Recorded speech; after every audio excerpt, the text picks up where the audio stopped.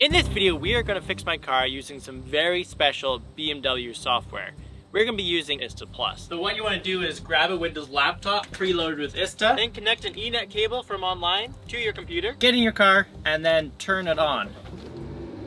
There we go. And then you can take the ENET cable and you can plug it in. Make sure that the light shows up. Finally, plug into your computer and you're set to diagnose. Recently on a car trip, I noticed that my car wasn't behaving as it should be in this hot temperature. Currently it's around 30 degrees Celsius. It was slow, it had a bad start, a bad idle. I took it to BMW and they said it was actually probably to do with the ambient temperature sensor. We're gonna look at the error and we're gonna see if we can follow BMW's instructions from that software to get this car's power back and get this car working as it should. My name is Ethan and welcome to Car Creation.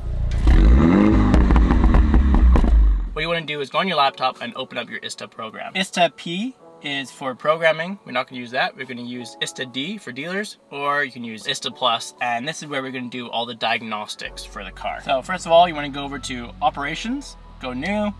I'm just going to read vehicle data here. It's taking in all the information about the car. We can already see where it shows the mileage, front wheel drive. We're just going to speed it up a little bit because this is kind of taking a while. All right, so we are now here, and what we can see first is the control unit tree.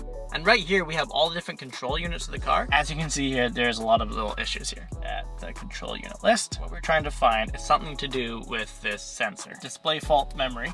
And then you can open up all the different faults that the car has. I was carrying my girlfriend's brother around with us yesterday, and he was playing with the window switch on, off, and it stopped for a second. And right here, here's the fault.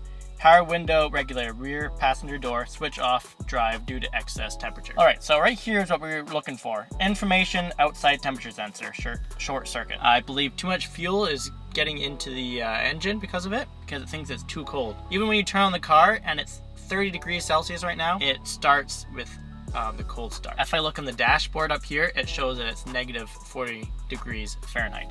So we're just gonna click on this, and what we can do is calculate test plan. And what it should show us now is a procedure of how to fix it, showing a short circuit. Then it's telling us to go and unplug the temperature sensor, and then check the plug connectors, replace if necessary. Short circuit it to see if it changes to plus 50 Celsius. Short circuit both wires while the outside temperature sensor remains disconnected, which we did. So here's the body domain controller, and this tells us the lines that we need to check. All right, so what we can tell here is that there's a communication problem. We have a wiring diagram of BDC, a little computer that goes in the passenger footwell, and what happens is outside temperature sensor connects to that, connects to A268-2B. So we'll show where that is down there. And then pin 34 and pin 33. All right, so first of all, we're gonna find the sensor. And normally the sensor would be hiding just underneath the front of the bumper. But when I was putting the car back together after it was in the crash, I put right beside the headlight. All right, so here's the sensor right here. Obviously there's a short between here and the BDC. So I'm gonna put this aside, and what I'm gonna do is go get some wire from a wrecked BMW. And we're gonna run that all the way through the engine bay, through the firewall of the car to the BDC. First of all, you have to do is pull this off.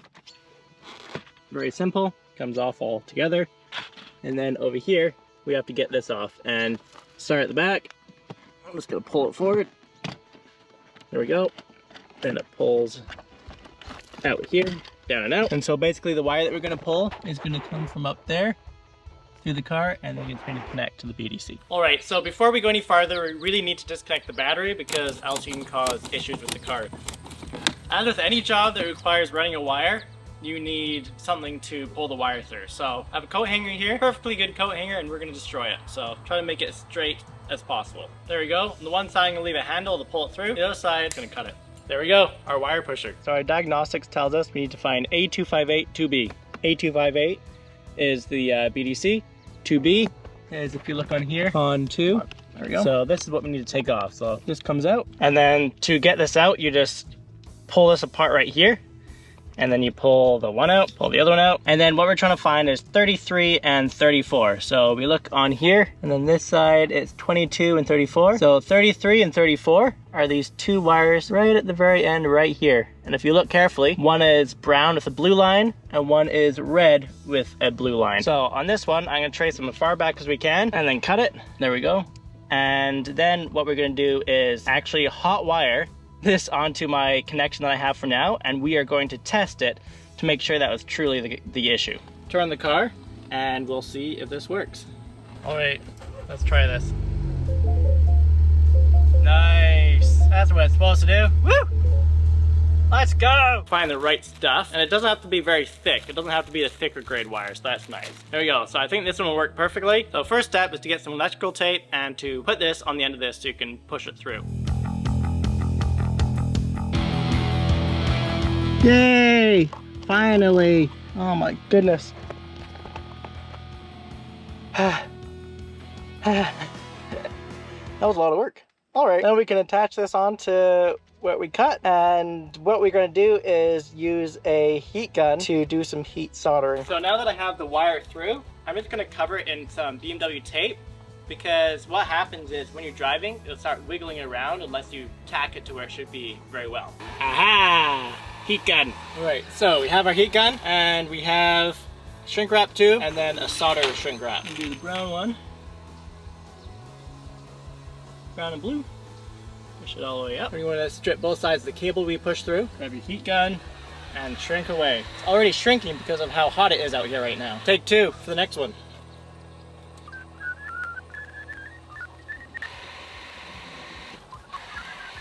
Once we have this done, we're going to tape this up and put this back together, and this part should be good. Time to take care of the front. All right, so now that I've taped it all up, made it safe, I'm going to route it between the firewall and where the engine starts, all the way to this side, and then we have to go down around the headlight and then down to the front bumper.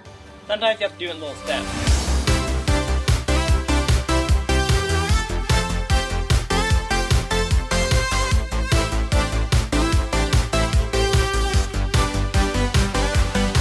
We're almost there.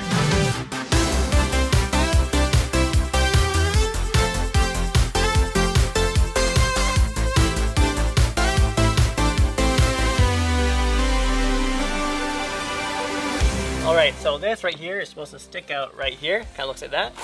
But in order to do that, I have to take the front bumper off. So I'm not going to worry about that right now. I'm just going to stick this up here for now. Next time I take the bumper off for a retrofit or something, I'll put it on properly.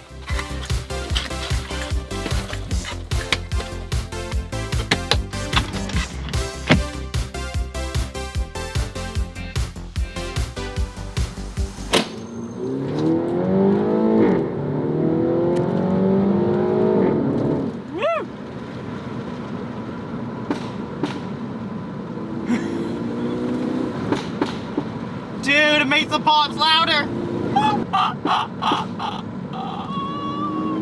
What is happening? And it's faster too, it pulls way harder. You would have known that having a sensor working properly could have gotten you more horsepower. It was feeling so sluggish before, like, yeah, I was not even putting in sports mode anymore because it's just so boring. So that's the video. We hope you enjoyed. Hopefully that diagnostic software and knowing how to use that can save you a lot of time and give you more horsepower like it gave me. Most of all, hopefully you find it useful for figuring out what little issues are with your car and how to fix it. If you have any questions or comments, please leave it down below and we'll answer it as soon as possible. But most of all, we hope you all have an amazing rest of your day, and we'll see you all in the next one.